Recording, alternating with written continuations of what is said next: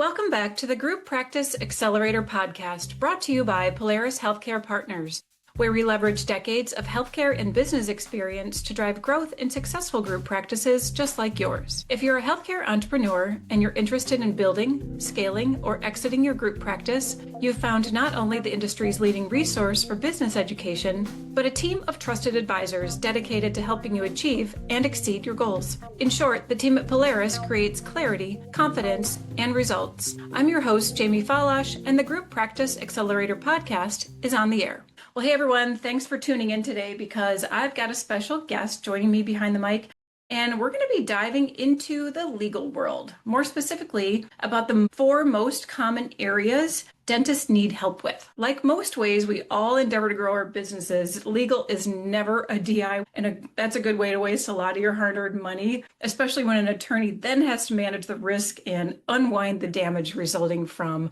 things like improperly handled situations or drafted agreements, contracts, and so forth. And unless you're tuning in with us for the first time today, you know that we are big advocates for bringing in the experts to help carry out strategy, growth plans, and the like, because although yes, it's an expense, I can all but promise you that the ROI of utilizing experts to scale will protect the health of your business, and it'll likely exceed your expectations. So naturally, as a former paralegal, I'm excited that I get to chat with today's guest and geek out a little on this topic. So without further delay, I'd like to introduce Sara Stock, founder and CEO of Stock Legal. And for those of you who don't yet know Sara owns her own firm, 16 Lawyers, and earned her MBA in addition to a law degree. And she's got a great journey that she's going to share with us today and plenty of insights. So Sara, welcome to the show. Thanks, Jamie. I appreciate you having me. And I was reflecting as you were walking through the introduction, that DIY is so terrifying. And It is. when clients come to us with DIY or, they've just kind of like glommed some legal things together, we call it a rat's nest of legal issues that we have to unwind. And our experience tells us it costs about 3 times the amount to fix it that it would cost to just do it right the first time. So Wow. I love that you brought that up. I saw your face when I said it. It was like, it was an instant cringe. So Yeah. 3 times, I'm sorry. I don't want to I know. spend, I'm happy to pay for all kinds of services that'll help me grow. And I know our listeners do too, but I'm not doing anything myself that is going to even cost me 2 times or 1.5. Right. Well, and it is, as a lawyer, it is my least favorite work to do because clients feel like it brings no value. They've already paid for it once or done it once or what have you, and you're Yeah. coming in behind and it's all cleanup. So it's not really adding immediate value to what they're doing. Whereas when we get involved in the beginning and we can be proactive and we can be a partner to the entrepreneur that we're helping to build or scale their business, there is so much value that we bring. We get so excited to get to be that person that partners with them. That just feels so much better for everyone. And it's just a better use of their capital, the client's capital. Yes. Well, and like we always say on this podcast, if you build it right from location 1, or maybe that's a small group, it's going to go so much more smoothly if you just do it right from the outset. But I want to ask you, Yeah. when you have a situation where you've got to unwind that rat's nest, is there sometimes a little embarrassment that goes with it and you uncover things that you didn't expect? Because what I want our listeners to know here is that shouldn't stop you from unwinding Yeah. way. And sometimes I think when you've tried to piecemeal something together, or cobble it together, that there might be a little bit of hesitation. Yeah, Jeannie, I love that you brought that up because I feel like I say at least 5 times a week to an entrepreneur, you're not alone, right? This Right. happens. This is, this is what people do, or, you're rubbing 2 nickels together to try to figure it out in the beginning. And we all just do the best that we can. So, there is no shame. There is no embarrassment. There is just, you entrepreneur are at a point in time in your business journey where you have the ability to make it right. And better late than never. Let's get in. Let's figure it out. We're going to be your partner and really digging in, understanding what you've got. And in fact, it's a great way for existing businesses to transition over to Stock Legal very regularly. After doing a complimentary 30-minute call or Zoom with a potential client, we say, send us all your documents. Send us your organizational documents, send us your contracts, send us your employment agreements, send us your services agreements. Let us take a look at what your legal foundation looks like. And because we're so intent on transparency and price, we always say we'll give you a really strong estimate of what that will cost. And then let us put together an email outlining issues, questions, concerns, and recommendations so that we can really just let's all wrap our arms around the foundation that you have. And then let's figure out how to go from there. So, I love that you bring that up. Well, that's a really smart strategy. And I think people really appreciate transparency. So why don't we start with talking about your journey? Because you've touched on a couple of things here, but I want I love that we just jumped in. We're like, let's talk about all the good stuff. And then you're like, wait, hold on. Who are you? Let's back up a little because we might have some listeners who aren't familiar, and I want them to get to know who you are before we jump into those areas that we talked about before that Dennis asked about. So tell our audience a little bit about you and how you landed where you are today, if you wouldn't mind. Yeah, the 30,000 foot is that I started out at a large regional law firm. My background was a general corporate securities work, commercial real estate, and banking, which are the core practice areas for any corporate lawyer. And so as I was making my way through the ranks at that firm, I became equity partner. I had an amazing experience working with some phenomenal lawyers doing very cool things for clients that included dentists and doctors, as well as publicly traded corporations. I came to a point in my career where I really had to sit down and ask myself, what do I want to spend the rest of my life doing?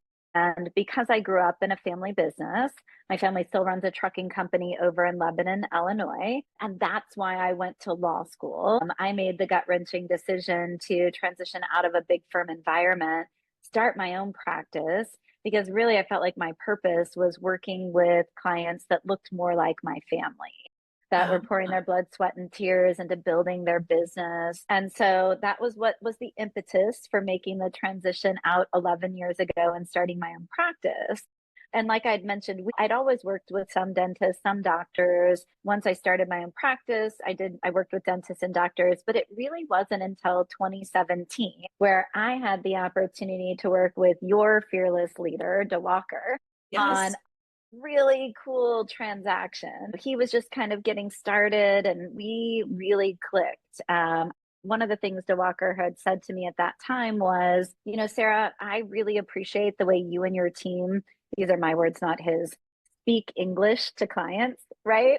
Yes. Legalese is a language and it's not even really English. There's a lot of Latin involved, right? And so when you can take complicated legal concepts and explain them to clients in a way that they can understand, there is such a level of appreciation that comes from that, especially entrepreneurs who really want to understand everything that's happening.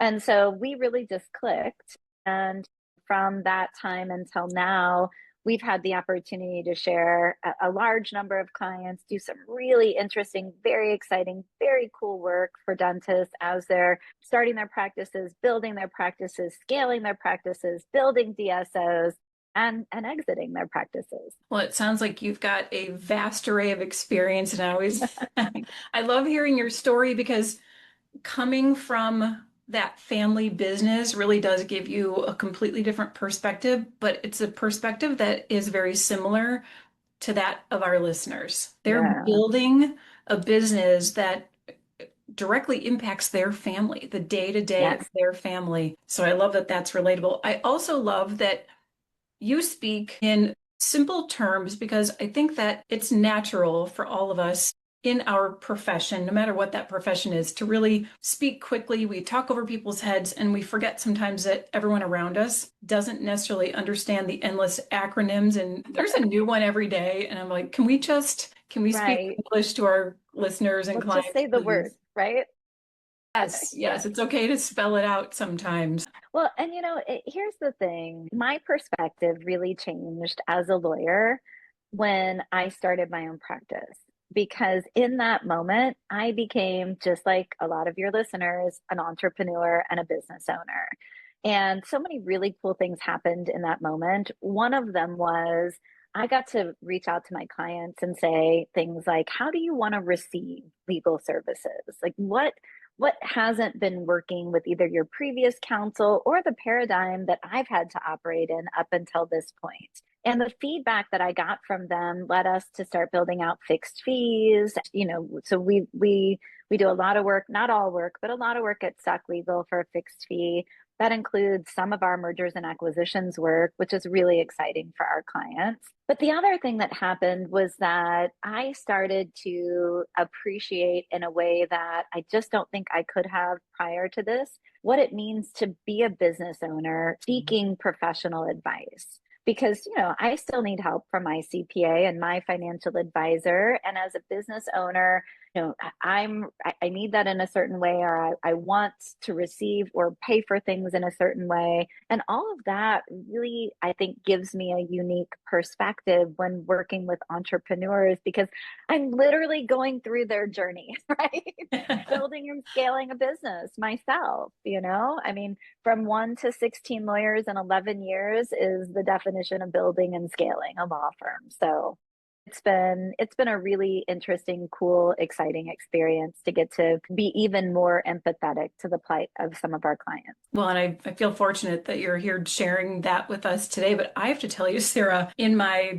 years as a paralegal, not once did I ever hear someone, an attorney, ask a client, how do you want to receive legal services? It just blew my mind when you said that. I'm like, what? What did she just say? I love that because, there is a comfort as a client knowing that someone's going to come in and, hey, we're going to fix that. Here's what we're going to do. But I feel like you asked a really foundational question first that put me in the driver's seat of how I want things to go. Yes. I love that feedback. Thank you for sharing that. I mean, that's so important. And, I think another side effect of also me being a business owner, there are so many times where I need that as a business owner, and I want to be able to give that to our clients. So thank you for sharing that. Well, why don't we get into those 4 areas that we talked about? Yeah. So for our listeners, I mentioned at the beginning of the podcast that we were going to go into the 4 areas where Sara and her team see dentist owners ask the most questions. And Sara and I talked about this in advance, so I've got a little list here, but why don't we start with the first one, Sara, which was A. Yeah.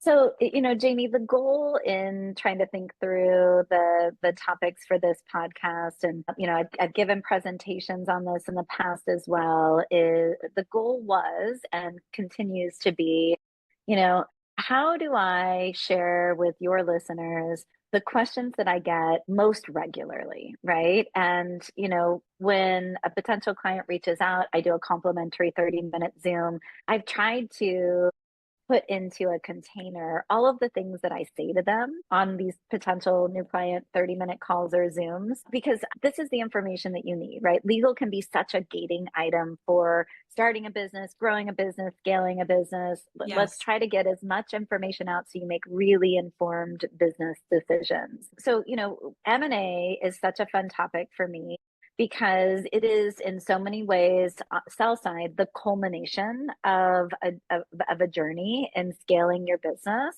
or buy side, it is so exciting because you are now at a point where your business is foundationally sound and you want to continue to grow by acquisition. And so, some of the things that we talk about, be it buy side or sell side, are deal structure. Who's your team? Do you have the right team members? Because I think that's incredibly important, to surround yourself with a really strong team. Absolutely. We talk about valuation, right? Valuation on sell side, go in armed with the knowledge of what the valuation of your practice is. Buy side, go in with a paradigm that you're going to value all of these potential acquisitions. And then, understanding deal structure, especially sell side, is so important. But also buy side, if you're embarking for the first time on growing by acquisition, part of your journey is understanding the stages of any transaction. And I could get really dorky and talk about representations and warranties and covenants, and I don't think that's what your listeners want to hear. But I do think that, there's a lot that you can do upfront from an M&A process perspective, be it buy side or sell side, to best prepare you to be successful. Absolutely. And I think that that's something that we hear a lot at Polaris is who can I work with? Where do I start? And then they come with all of these questions that you mentioned there as well. So I'm glad that we have you to lean on. Absolutely. And Stock Legal has a team of 5 lawyers that do M&A work. And so, it's a well-rounded group, variable billable rates so that we make sure we efficiently and effectively staff all of our transactions. And, because it's not just me, there's incredible capacity on the team to run multiple transactions simultaneously. In fact, we're already doing that right now here in Q3. I am so excited to see what Q4 looks like. I We're am too. busy, and I love to see everything popping so early. I know. I love that things have picked up, and from all perspectives, I'm excited for even Q4 here. So Yeah. best is yet to come. We've Yep. got another quarter and a half yet. So Yes. Yes.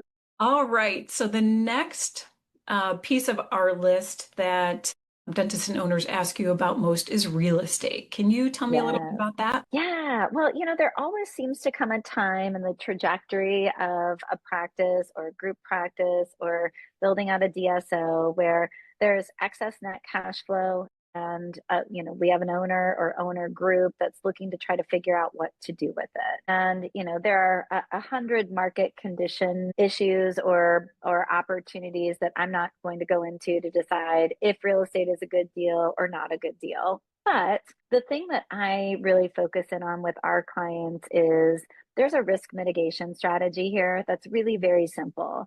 And it is widely discussed, but surprisingly, we still have clients that come to us that haven't been told or don't understand or didn't proceed this way. And the very simple risk mitigation strategy is when you're buying real estate that your practice or a practice will operate in, you've got to put that real estate in a separate entity. And Mhm. that separate entity has to truly be separate. It needs its own bank account. It's got a contract in its own name. You should run, in some way, shape, or form, a set of financials for it, track expenses for it. And the entity that owns the real estate and the practice entity that's operating on that real estate need to have an actual lease, a legally binding agreement whereby the practice pays rent to the entity that owns the real estate. Everybody is insured. It has to truly be an arm's length transaction. And so, not so often, but often enough, we see the entity that owns the practice also own the real estate. And, when you do that, you put all of these assets into one entity that can be sued for multiple reasons. And so it's a really simple, easy step when you're looking or thinking about buying real estate to structure the transaction that way. Well, sure. And I think, like you just mentioned, mitigating that risk by taking a very, very simple step. People just, like you said, they don't realize the risk that they're putting themselves in by having it all under one umbrella. Yes. And when the practice entity buys the real estate and a client comes to us with that structure and there's debt on the real estate, there most I can never say all, but most loan documents have a provision in it called a due on sale clause that says if you transfer the property out of the existing owner's name, it can trigger a default, or it does trigger a default under the loan documents. Mm. And so, once you put debt on it, getting it out of that entity that also owns the practice is a little tricky. And so, doing it up front, thinking about it up front, thinking about corporate structure up front in all ways is really a very important step. But especially with real estate, we want it to be done right from the beginning.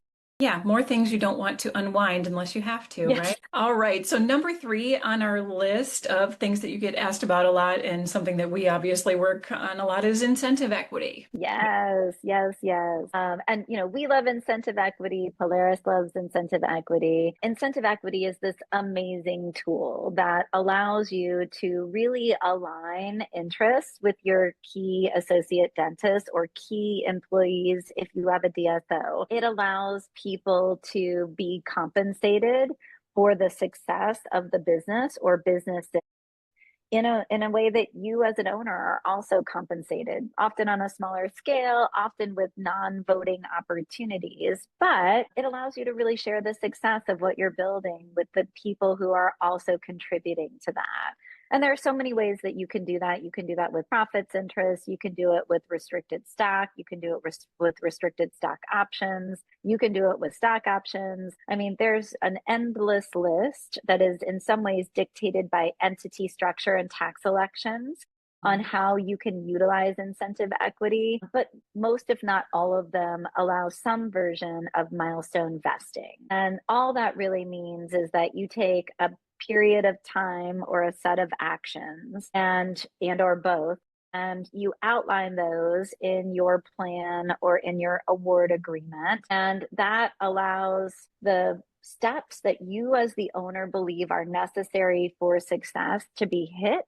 And when they're hit, the people hitting them get rewarded with equity. And that's just a beautiful way to really align interests. And then of course there's some really important protections that go into that. As an owner, you want to see that if that person is terminated or leaves the business or or for whatever reason is no longer working with the business, that there's an opportunity to buy back that equity in some way, shape, or form, so that you don't end up with, people who are no longer actively participating in the business having an ownership interest. All things that can be accomplished when you're building out a really strong incentive equity plan. Yeah, these are all things that you really have to be thinking about when you offer that to your associates. In fact, our associate equity executive, Mark Flock, speaks on this frequently at Yes. conferences and things, and we're glad to have you working alongside us to support our clients as well. Absolutely. Yeah, Mark does a great job explaining, giving options, building out.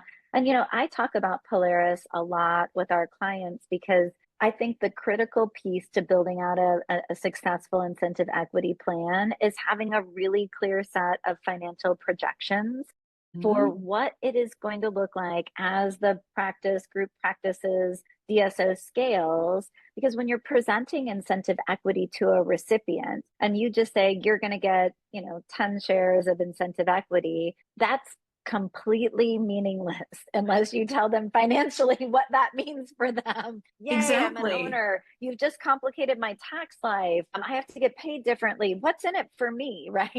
I mean, that Exactly. is key. So working with someone like Mark is incredibly important, and really being able to put words around that and communicate that to recipients. Sure. And one thing that he stresses a lot in his presentations is really dialing that back. And before we even go to step one, getting that valuation in place. Where do you stand Yes. today before you offer even the most minuscule percentage of Yes. equity? Yes.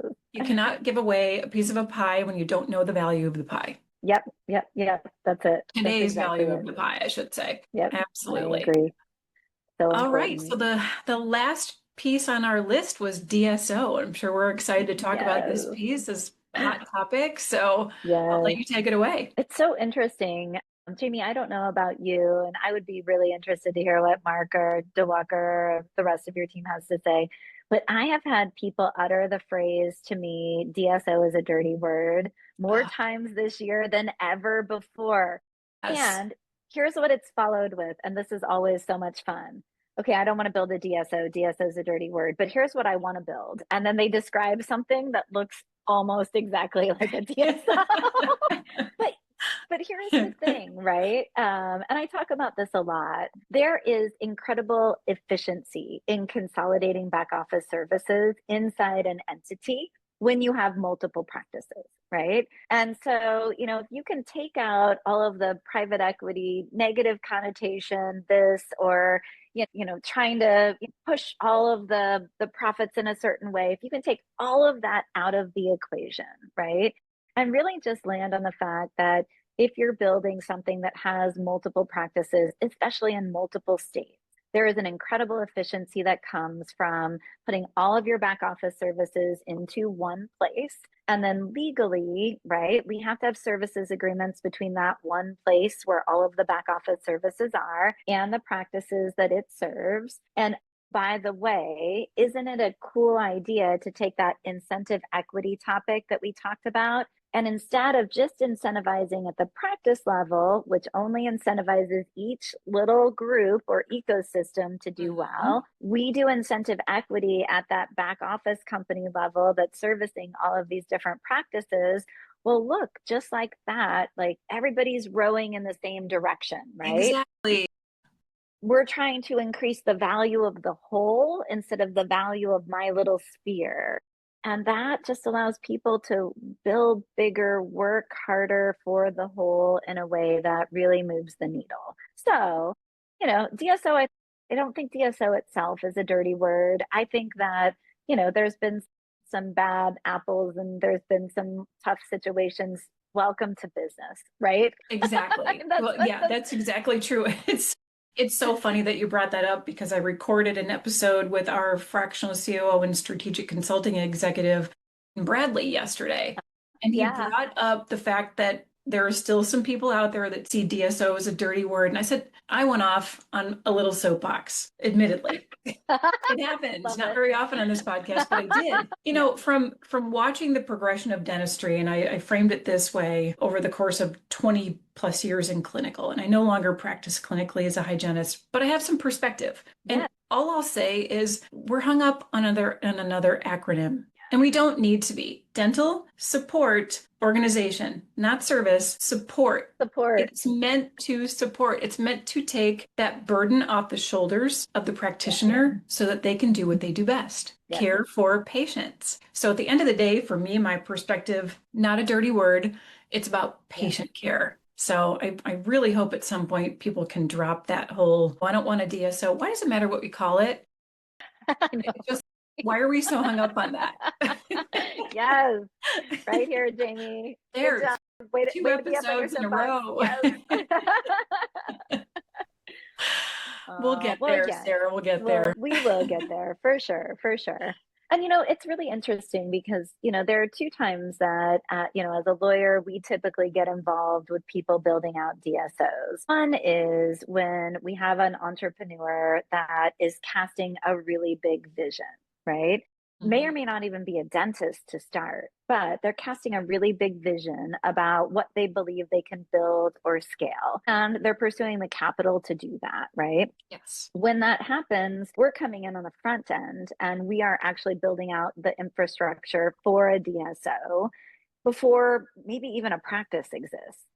And so that's one way. Another way is when we have a really awesome entrepreneurial dentist. We see some of our dental clients actually getting their MBA while they're working with us or in business school, trying to learn a little bit more, which I think is fun and fascinating and so smart, right? Increase your business acumen if you're really leaning into the business side of what you're building.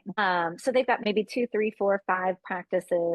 They're looking to continue to grow, possibly by acquisition, possibly in multiple states.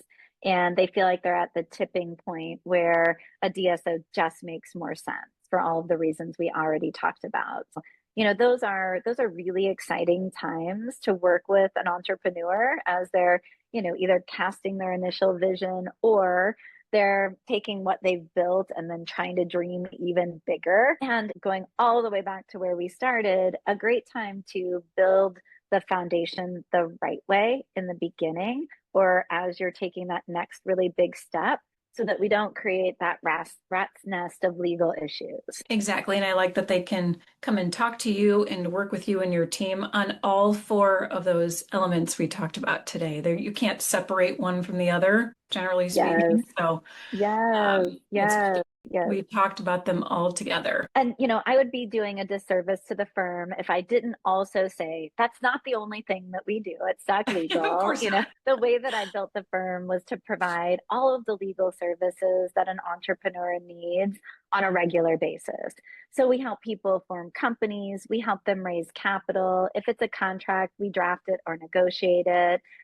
We talked about we do commercial real estate as well. We do intellectual property, banking, estate planning, and a little bit of commercial litigation. The vast majority of what we do at Stock Legal is we can do that throughout the United States. Obviously, there are some things that are very state specific, like estate planning or litigation. Sure. But even in those situations, we built an amazing network of phenomenal lawyers that we know and trust. And for some of our clients, we run all of that through one invoice for them. So they get that big firm feel with a firm that only has 16 lawyers and still communicates really clearly, and you still get access to the managing partner and founder. I would remove the word only there, Sarah. 16 lawyers on staff. It's impressive what you've built. And I'll say on behalf of Polaris, we're so grateful for the work that you do with our clients and clients that are even not ours, because I can see from that experience and knowing about you in the industry that you do very impactful work. And I'm super grateful to have the relationship with you. Thank you. Thank you. Thank you. We genuinely love what we do and always love working with Polaris and its amazing clients. Well, Sarah, thanks so much for sharing your story with us today and your expertise and going over those most asked questions with our audience today. I know there's so much more to learn, and certainly talking with your team about legal matters is the best next step for our listeners if they have questions. What's the best way for them to get in touch with you? Yeah, email is probably best, and I am Sara, SARA, .stock, STOCK, at stocklegal, STOCKLEGAL.com. You've had to spell that a couple of times, haven't you? Only once or twice. It's like me rattling off info@polarishealthcarepartners.com 14 times.